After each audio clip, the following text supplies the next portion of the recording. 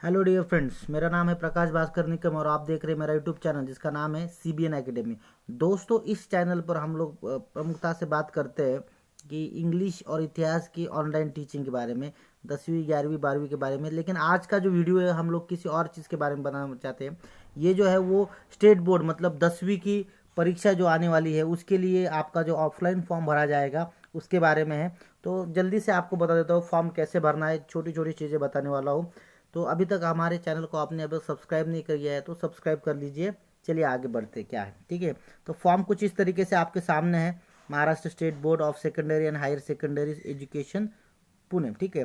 तो index number, UDISE number, student Saral ID number, application number और centre number, ये जो 4-5 चीज़ें हैं ये आपके टीचर्स आपको बताएंगे। तो इसके लिए आपको ज़्यादा टेंशन लेने की ज़रूरत नहीं, टीचर्स को पता है, ये बता देंगे। आपको बिल्कुल पता होगा या नहीं, ठीक है। तो ये टीचर्स पूरी तरीके से बता देंगे। आपका असल काम शुरू होता है यहाँ से, लास्ट नेम। आपका जो भी नाम है, आपका जो सर नेम है वो अच्छे से यहाँ पर डालना है।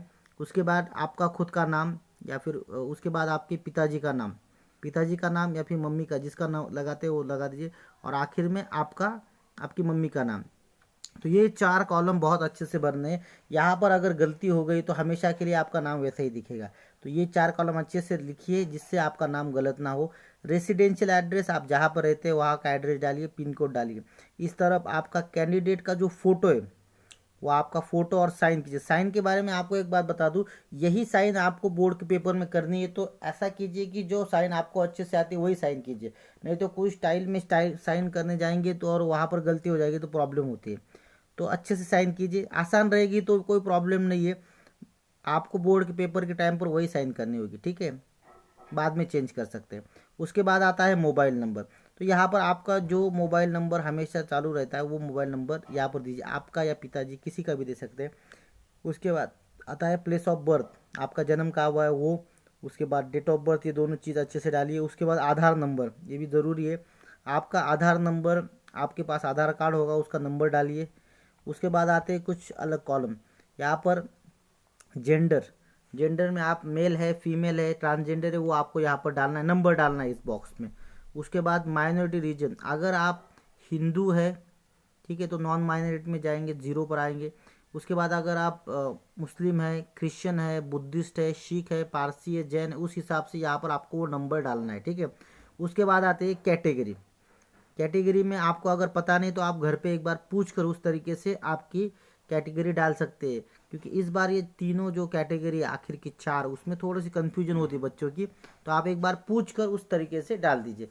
दिव्यांग, 12 नंबर का कॉलम होता है दिव्यांग। दिव्यांग मतलब आप अगर हैंडीकैप है तो उस तरीके से डालिए, ज़रूरत है तो डालिए, नहीं तो नहीं, ठीक है। उसके बाद आता है मीडियम ऑफ इंस्ट्रक्शन। इसमें देखिए, आप अगर हिंदी में वीडियो सुन रहे हैं तो ज़्यादातर आप एक तो हिंदी भाषी के 8 नंबर, या फिर आप उर्दू बोलते हैं तो वो दोनों नंबर, या फिर इंग्लिश, तो तीनों में से आपको जो इंस्ट्रक्शन अच्छा लगता है वो डालिए। उसके बाद आता है टाइप ऑफ कैंडिडेट। आप ज़्यादातर फ्रेश मतलब क्या होता है, जो अभी भी परीक्षा दे रहा है, इससे पहले परीक्षा दी नहीं है, जिसने दी है वो रिपीटर हो गया। उसके बाद आता है B, regular, private, isolated, class improvement.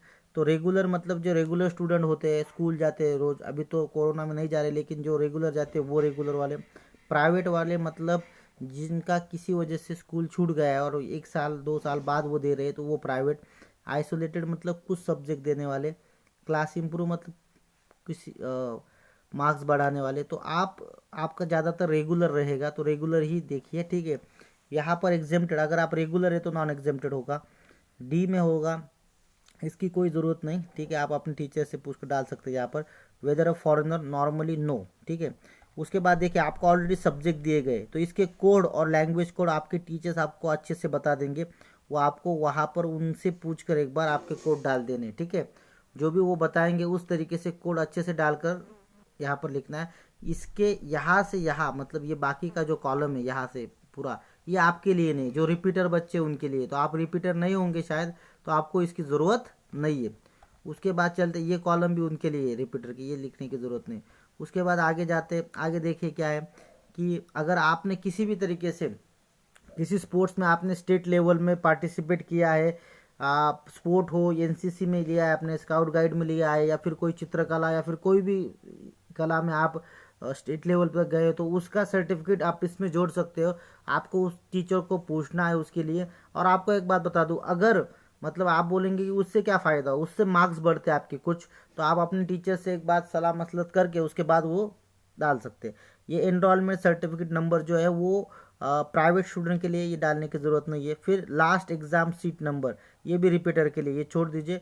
आखिर में ये जो कॉलम्स है यहाँ पर, तो ये जो है वो बैंक डिटेल्स है। तो आपको आपके टीचर को पूछना एक बार, बैंक डिटेल डालने की ज़रूरत है तो डालिए, नहीं तो ज़रूरत नहीं, ठीक है। यहाँ पर आप अपना पापा का, मम्मी का या किसी और का बैंक डिटेल्स डाल सकते हैं, ठीक है। इसके बाद आखिर में आता है आपकी साइन, सिग्नेचर आप यहाँ पर भी करें, यहाँ पर भी करें, कोई भी एक जगह पर कर सकते हैं, कोई प्रॉब्लम नहीं है।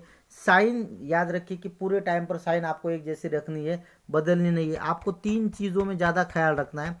एक तो सबसे पहले होता है आपकी साइन, दूसरा होता है आपका नाम, और तीसरा होता है आपके ये नंबर्स यहाँ पर, ठीक है। बस इतने पर ध्यान रखिए, आपको अच्छे से फॉर्म भर दिया जाएगा। इसके बाद भी आपको अगर कोई तकलीफ है, कोई कठिनाई है, तो आप अपने टीचर से पूछ सकते हो, वो आराम से बता देंगे, ठीक है। और एक बात याद रखिए कि ये ऑनलाइन फॉर्म है, ऑफलाइन फॉर्म है एक्चुअली। ये ऑनलाइन फॉर्म आपके टीचर्स भरेंगे इसको देखकर, तो इसमें ज़्यादा गलती कीजिए मत, कि कहीं भी तो भी टीचर को बता दीजिए, वो अच्छे से कर लेंगे। इसके बाद प्री लिस्ट भी आती है, आप उसमें चेक करके भी आपकी गलती बाजू कर सकते हैं, ठीक है। तो इस तरीके से आपको आज का वीडियो समझ में आ गया होगा, आपको समझ में आ गया होगा कि फॉर्म कैसे भरते हैं। अगर वीडियो अच्छा लगा हो तो लाइक कर दीजिए, सब्सक्राइब नहीं किया हो तो सब्सक्राइब कर दीजिए, ठीक है। धन्यवाद।